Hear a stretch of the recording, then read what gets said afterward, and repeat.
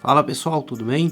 Então hoje a gente está aqui para a gente fazer um estudo do desempenho da carteira do professor durante o ano 2022.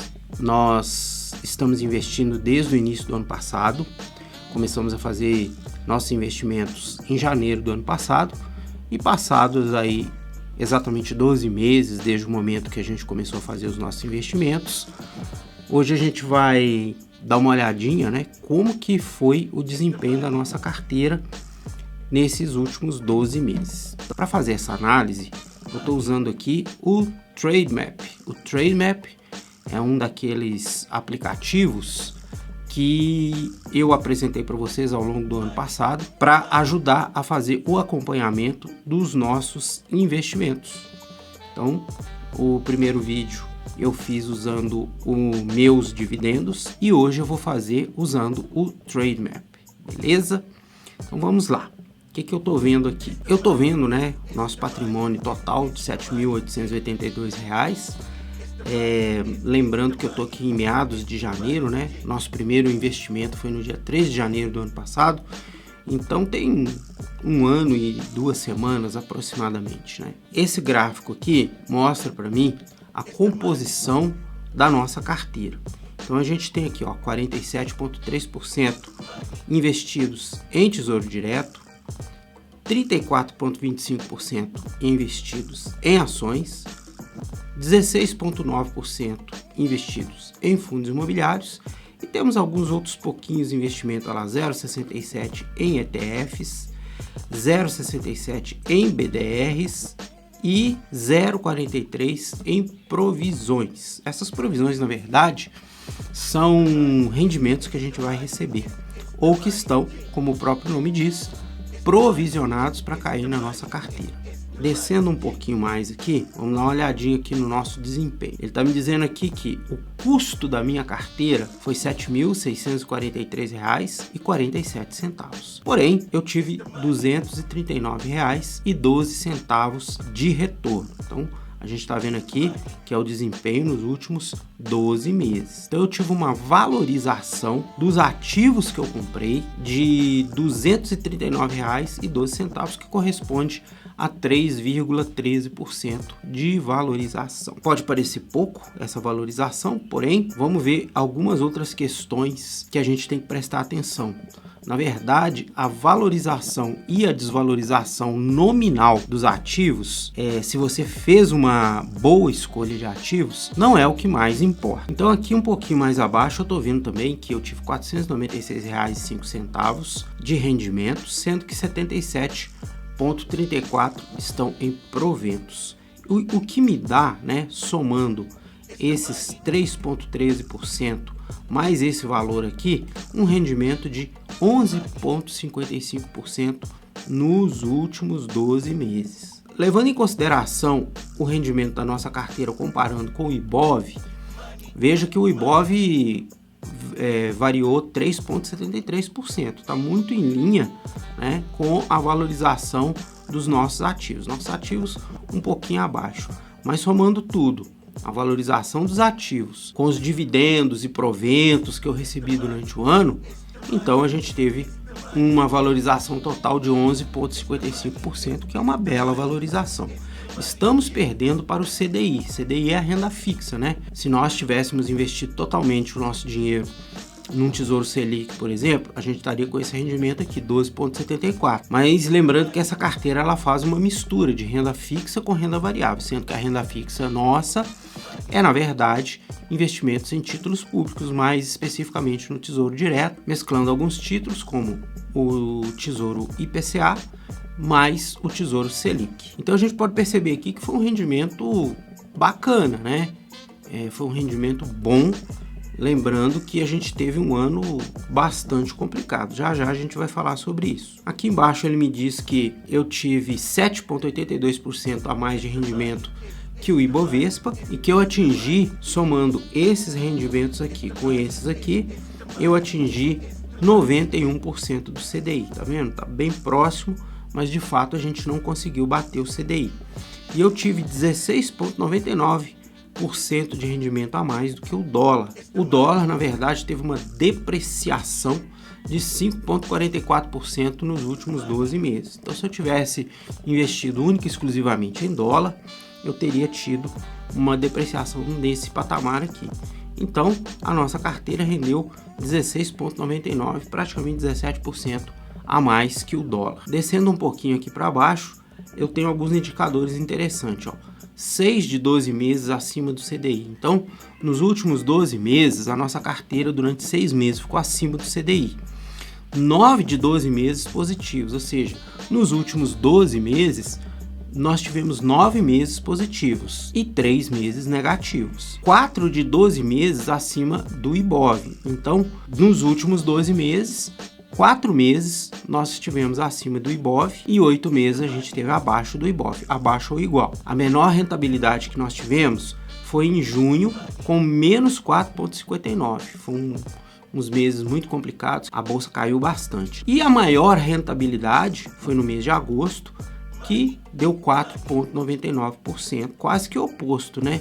A menor rentabilidade, menos 4,59%, a maior rentabilidade, mais 4,99%. Esses gráficos aqui nos dão uma ideia de que nesse primeiro ano, e a gente está só no primeiro ano, a gente teve um rendimento bastante positivo. Vamos dar uma olhadinha aqui do lado para alguns detalhes. Nesse primeiro gráfico aqui, né, eu tenho a composição dos nossos investimentos em Tesouro Direto. Nós temos R$ 3.705,46 investidos em Tesouro Direto, sendo que 2.902 estão em Tesouro Selic 2027, 254,10 estão em Selic 2025. Na verdade, esse Tesouro Selic 2025 foi uma compra errada que eu fiz, mas deixa lá, né? É Selic do mesmo jeito, rende um pouquinho menos, mas não é nada significativo.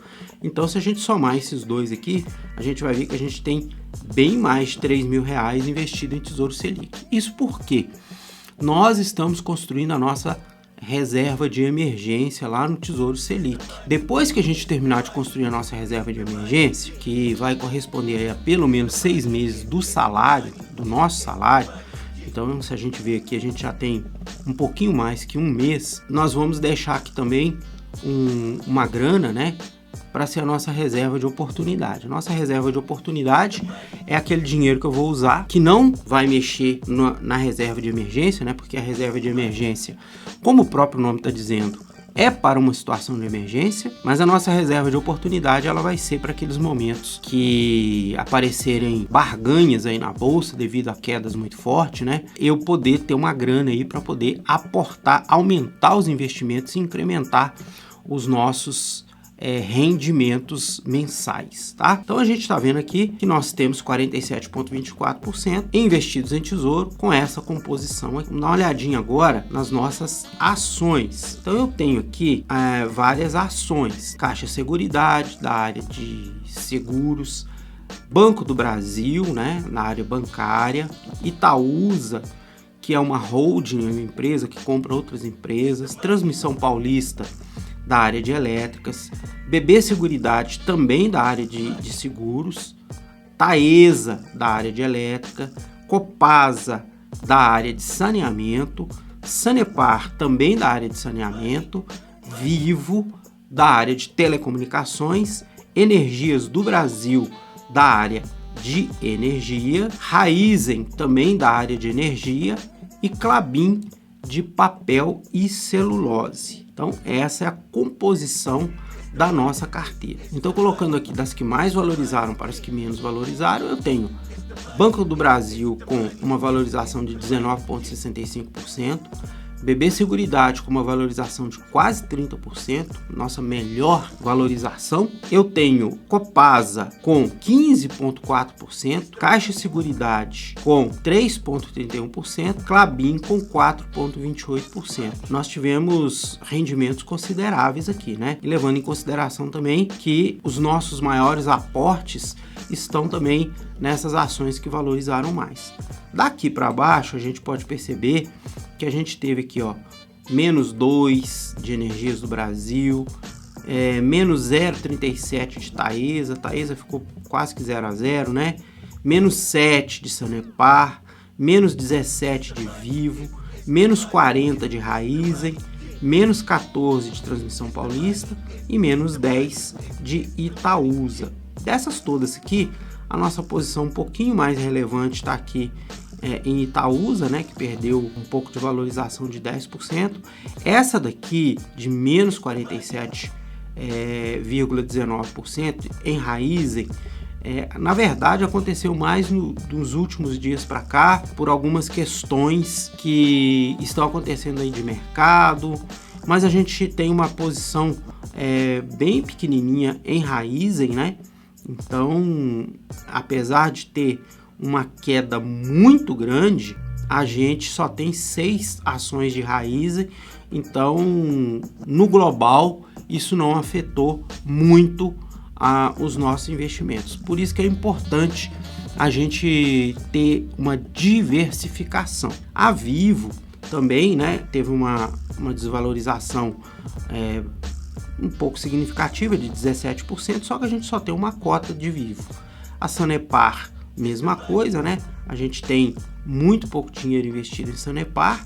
Então, no fundo, o que acontece?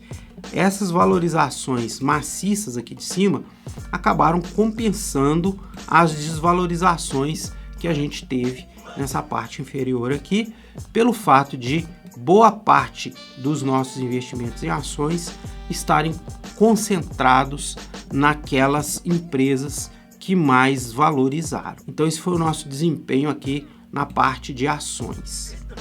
Na parte de fundos imobiliários, nós temos 2 fundos imobiliários.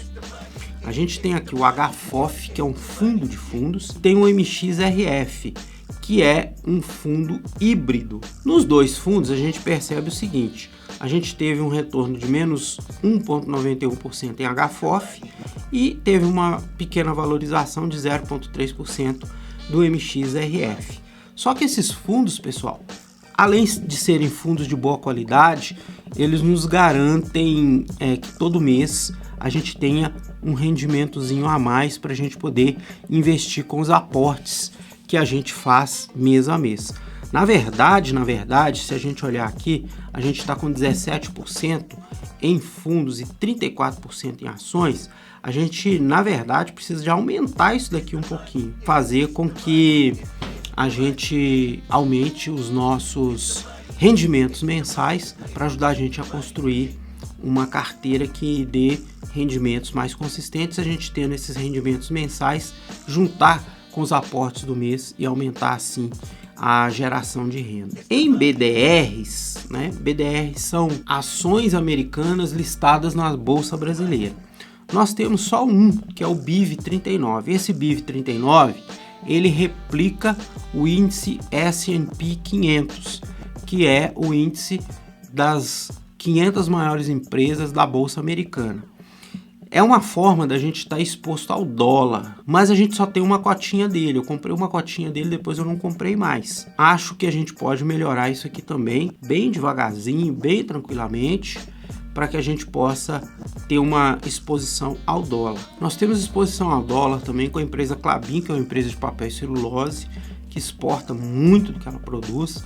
Então, a gente tem um desempenho meio dolarizado dessa empresa, o que nos garante também, através dessas ações, uma participação, uma exposição ao dólar. Mas BDR, a gente só tem o BIV e com certeza vai ser uma oportunidade para a gente aumentar nossa posição. E aqui a gente tem algumas provisões, né? R$ 34,00 de provisões. A gente está vendo aqui que tem algumas provisões que serão pagas por agora. Essas provisões aqui são rendimentos, né, que vão cair na nossa continha aí ao longo do ano, tá? Nem tudo vai cair agora. Tem algumas do mês, do mês 4, aqui do mês 1, aqui do mês 12. A Sanepar tem JCP anunciado, mas ainda não anunciou a data de pagamento. Então, tudo isso daqui vai cair na nossa continha aí durante o ano. É isso aqui que nós estamos perseguindo. Agora, arrastando um pouquinho aqui para baixo, a gente tem esse gráfico aqui, que eu acho um gráfico bastante interessante, que vai mostrar, né, como é que foi a nossa carteira aí ao longo do ano, começando lá no mês de janeiro do ano passado, né? Então, essa parte aqui em azul é a nossa carteira, essa parte em verde claro aqui é o Ibovespa e essa linha branquinha reta aqui é o CDI. Então vocês estão vendo que a nossa carteira variou bastante, né? A gente ficou aqui abaixo do Ibovespa até aqui no mês 4, aí depois a gente passou o Ibovespa, a bolsa caiu, mas mesmo caindo a gente ficou acima do Ibovespa, e aí aqui a gente ficou oscilando mais ou menos acompanhando o Ibovespa, depois a gente descolou do Ibovespa e aqui parando lá no dia 4 de janeiro a gente estava com 8,24% contra um rendimento negativo do Ibovespa. Isso aqui reflete bem o iniciozinho do ano. Aqui a gente já está mais no meio de janeiro, então a gente está vendo aqui que a gente já ganhou um pouquinho mais de rendimento nesse mês de janeiro. Vamos dar uma olhadinha nos dividendos, né, nos proventos. A gente percebe aqui um sobe e desce muito grande, né? Mas a gente percebe aqui também que a gente tem umas coluninhas aqui que vão aumentando. Essas coluninhas maiores aqui são os meses que as empresas pagaram dividendos ou juros sobre capital próprio. Essas coluninhas menores são meses que tiveram basicamente rendimento dos fundos imobiliários. O que a gente pode observar aqui? A gente pode observar aqui uma crescente. Isso é o que nos importa, isso é o que nós estamos perseguindo, que ao longo do tempo os nossos rendimentos vão crescendo. Mesmo se a gente levar em consideração essas coluninhas menores, se a gente fizer uma média, a gente vai ver que a gente terminou o ano em termos nominais com muito mais dividendo mensal do que a gente começou, né? A gente tem que ficar bastante atento a essa questão aqui. É isso que a gente quer que vá aumentando ao longo do tempo para no futuro isso aqui servir como renda passiva para a gente. Então, de maneira geral, eu avalio que a nossa carteira foi bastante bem durante o ano. Mais uma vez falando, 2022 foi um ano muito difícil. A gente teve guerra, a gente teve eleição, a gente teve inflação nos Estados Unidos, os efeitos da guerra em todos os países. Então, assim, de maneira geral, eu acho que a nossa carteira desempenhou muito bem e é importante a gente fazer essa visita, né, ao desempenho dos nossos ativos de vez em quando, para que a gente possa reavaliar a nossa estratégia de investimento. Para esse início de ano, a nossa estratégia vai continuar a mesma, talvez aumentando um pouco mais nossa exposição em fundos imobiliários e naquele BDR-PIV39 para aproveitar também as quedas lá da Bolsa Americana e a gente construir um colchãozinho em dólar para ter um equilíbrio, né? Quando a situação aqui no Brasil tiver mais complicado, o dólar costuma subir. Quando aqui melhora, o dólar costuma cair, então a gente vai fazendo esse contraponto. Então é isso. Essa foi a análise da nossa carteira, do desempenho da nossa carteira no ano 2022. Espero que vocês tenham gostado. Se esse vídeo trouxe alguma coisa bacana para você, conto com o seu like. Se você está chegando no nosso canal agora, não conhecia o nosso canal, eu te convido a se inscrever no canal para a gente aumentar o número de pessoas que estão interessadas nessa questão da educação financeira, né, que vai ser tão importante para a gente. E depois de tudo, se ficou alguma dúvida, deixe o seu comentário aqui embaixo que eu vou responder. E dependendo do seu comentário, eu posso até fazer um vídeo a respeito desse seu comentário, porque talvez é uma dúvida não só sua, mas de várias pessoas. Tá bom? Então é isso. Por hoje é só. Vamos fazer uma nova avaliação da nossa carteira lá no mês de julho, do desempenho da nossa carteira, né? E aí vamos dessa forma dando prosseguimento à nossa estratégia de investimento. Tá bom, pessoal? Então, para todos um grande abraço e até o próximo vídeo.